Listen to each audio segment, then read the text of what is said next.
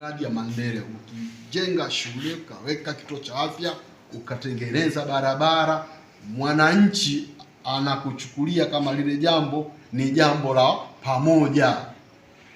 Kwa hiyo hata siku utakapoondoka utaonekana jambo lile lilifanywa kwa pamoja. Lakini kuna mambo, Mheshimiwa Diwani, unaweza ukafanya mwenyewe kwa kutumia hamasa yako wewe kama wewe, na wananchi wakakuelewa. Hata miaka 50 ijayo watakukumbuka kwamba mheshimiwa wa kata ya Wino kuna hamasa amewaifanya mpaka leo tunanufaika na zao hili la kahawa pamoja na parachichi. Ninawaomba sana sana waheshimiwa, pamoja na ndugu yangu Mfikwa kutoka Mkongotema, kulikuwa na mgongano ambao ulikuwa sio wa lazima, ambao kwa namna moja au nyingine ulikuwa ni mgongano wa kisiasa kati ya kata Mkongotema pamoja na Wino.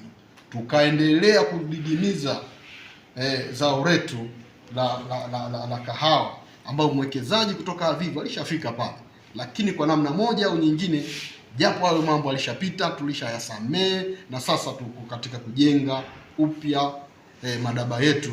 Mheshimiwa Lea na Mheshimiwa Mfikwa, ninawaomba kwenye hili mlibebe nyinyi kama nyinyi, na sisi tuje tuwazungumzie nyinyi. Hata miaka 50 kama tutakuwa hatupo katika dunia hii, lakini tuje useme Avivu alikuwepo hapa kwa sababu ya Mfikwa na Lea, tofauti na sasa tunasema hayupo kwa sababu ya Sajidu na Mwampamba. Hiyo kidogo mmetufifisha, yaani mmeturudisha nyuma, kwa sababu hili halizungumziwi kwa pamoja kama ni halmashauri. Mheshimiwa Mwenyekiti, hili alikuwa anazungumziwa na mtu, yaani ni Mwampamba na Sajidu ndio amefanya kitu fulani kisifanyike, lakini mwisho wa siku hasara tunaipata halmashauri nzima. Kwa hiyo ninaomba sana ndugu zangu, mfanye hivyo.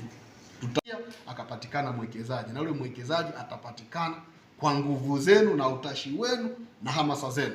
Mkiamua asije, nyinyi wawili tu mtafanya atakuja. Mkiamua aje, nyinyi wawili mtafanya atakuja.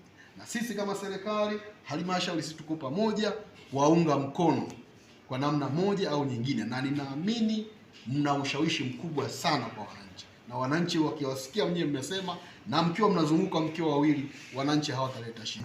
Ninaomba pia nitoe tangazo kwamba kutakuwa na maadhimisho ya kumbukizi za mashujaa wa vita vya Majimaji.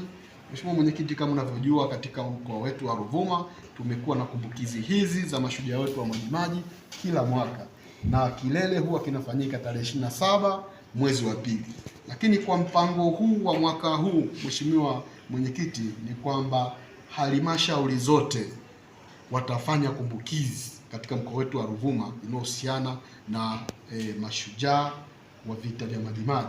Kwa tarehe 25 mwezi wa pili watakuwepo katika halmashauri yetu ya Madaba, ambapo watafanya midaharo na kupokea maoni mbalimbali kuhusiana na mchango wa wanamadaba katika kuikomboa taifa hili.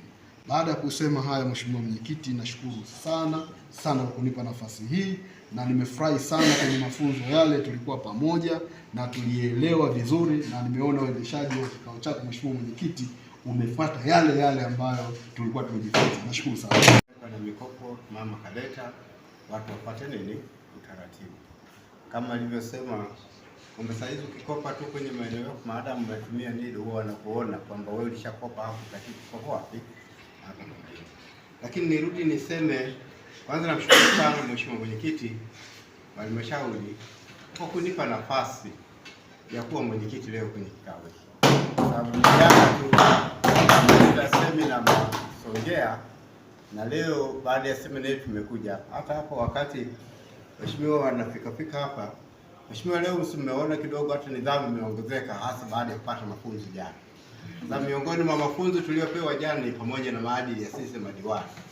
Kuna mambo mengi tumepewa maelekezo, na naamini sasa waheshimiwa madiwani watafanya shughuli zao wakijua miiko ya udiwani, kwamba kuna jambo gani sitakiwi kulifanyia kwa namna hii.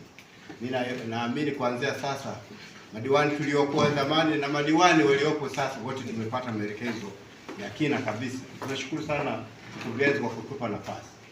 Lakini mkurugenzi umetoka hapo, umeendelea kutoa kwamba kuna andiko linaendelea kutolewa. Najua lile swala la hewa ukaa liliahirishwa, kama utakamilisha tukaenda kuona hata hii misitu tunatarajia kusema pale, Inawezekana tukatengeneza miongoni mwa maeneo ambayo tutavuna nini, hewa ukaa. Na katika hili ninaagiza lile ambalo tulikubaliana hapa, ingawaje kwamba tumekishakubaliana, wenzetu waandike andiko swala la eneo lililopo pale kati ya Ngadinda, kata ya Gumbiro na kata ya Mchanjingoli pale katikati, waone namna gani kama inaweza kukubalika eneo lile lirudi kwenye halmashauri, na baadaye tuone kwamba tunatakiwa kuwapa watu au tutalitumia kwenye shughuli za nini za halmashauri kwa wawekezaji wetu. Lakini jambo lingine, tumepitisha bajeti yetu hapa, na nafikiri kila mmoja kwenye eneo lake imegusa, na tumepewa maelekezo ya kwenda kusimamia miradi ambayo inaendelea sasa.